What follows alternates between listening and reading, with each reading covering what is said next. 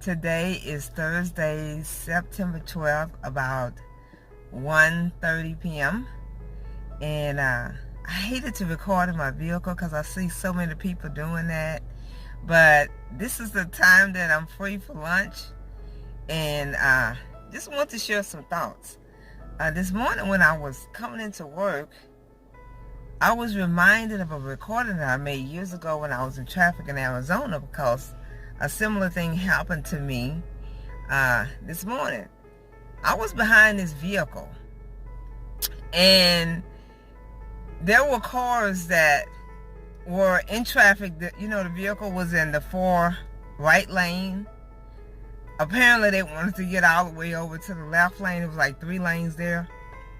And the people, as you're in an intersection, they are not supposed to get in, they're not supposed to get in the area where you pull out. So these people were waiting, and this car that was in front of me was just sitting there. So I'm blowing, asking them to go ahead and pull out, because the people that were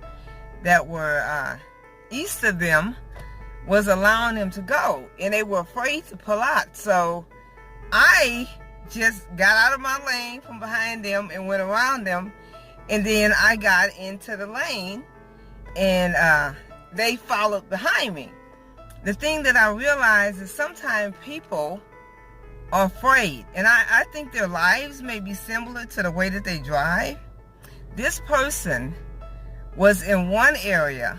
They were in the right for right lane. They wanted to get over to the left, but instead of them going over like step by step, go over to this lane, then go over to the next lane, then you can get to where you want to go. They wanted to jump from being in the far right lane all the way over to the left. And so instead of them taking small steps to get there, they don't take any steps at all. And I think that's how some people's lives are. They want to get from A to Z, without going through B, C, D, E, So they end up, they get stuck, and they don't do anything. And then there's someone else that comes right behind them and go past them, because they're sitting there waiting, thinking that they have to go from A to Z, instead of knowing, take baby steps. You'll get there. It may take you longer, but you'll still get there. And another thing that I noticed, the way some people drive as well, is they drive fast to go nowhere. They may be behind you and they're impatient. They want to, they get upset with you because you're driving the appropriate limit.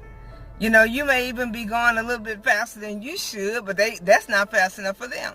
One thing is, people get mad at you because they left late. If you had left a little bit earlier, you wouldn't have to be in a rush. It is not my fault that you're running late because you didn't leave the house like you were supposed to. Another thing is, you do all of that, and then you one car length in front of me. It's like, really? Or they do all of that, they driving so fast, and then we both end up at the light next to each other. So you're doing all of that for nothing. And then sometimes I notice they have no perception. They don't have a sense of perception.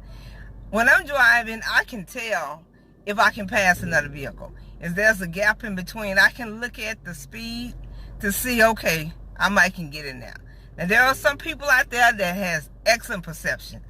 It even scares me. We are going 80 miles on the freeway. They want to whip in. You see them come. They know the appropriate time. They whip in there and they take off. And they make it. That's how some people's lives are. They have excellent perception. They know how to get in there, and they squeeze in where you think they wouldn't be able to fit. But they make it happen.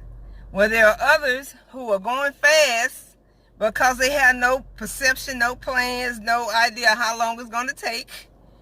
They go in there and then they get blocked because they don't know what they're doing. They just doing it. I'm going fast. I'm going to do it. These are the people that try to take the shortcuts and the easy way out, but they didn't think through the process.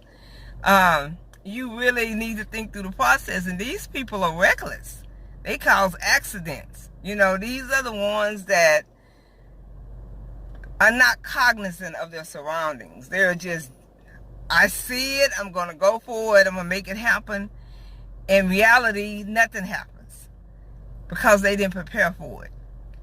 So it's like, and I believe that may be their life. I don't know. It's just a thought. But sometimes what we're doing on the outside, it reflects what's going on in the inside. And the way that we respond and we react in traffic is an indication of what's going on internally. Because most of our things, our issues that need to be solved, they're not external. They're internal. So that's just something I was thinking about today when I was in traffic, and I noticed that this person in front of me was just stuck. They were stuck in the way had been made for them. It's like they didn't even notice there's an opening for you. Go there. They didn't see opportunity. And I'm from behind. I see the opportunity. And even when I'm giving them the heads up, look, you can go, they still stuck because they think they got to jump from A to Z. No, sweetie. Take baby steps. It may take you longer, but you're going to get there. And the last thing I like to say is detours. This happened often in Arizona. There's no sign that they're going to make a detour. You drive and you going to work like you always do. You get there and you see all of these little orange cones on the road, and it went from being 3 lanes to 1 lane, and it's like, oh my gosh, now I'm going to be late for work. And then you, in this long line, want to get out the line. You can't get out the line. So you kind of stuck in traffic. The thing about the detours happen in our life. Sometimes the detour is to save you from doing something that you wouldn't normally do. Could have been you was going to be speeding that morning. There was going to be a cop there. You didn't know it. That detour, or even that person that was driving in front of you going slow, saved you from getting the ticket. And sometimes the detours are, they're a delay. It doesn't mean you're going to get there. It just means you're going to take you a little bit longer. And that's okay too. Because when things slow you down, it gives you the opportunity to think it through a little bit better. It may be a decision you was going to make, and it could have been possibly the wrong decision because you was going to rush in there and you didn't think about it. But the longer you have to think about something, the better choices that you can make. So anyway, those were just my thoughts that I had this morning when I was in traffic and wanted to share.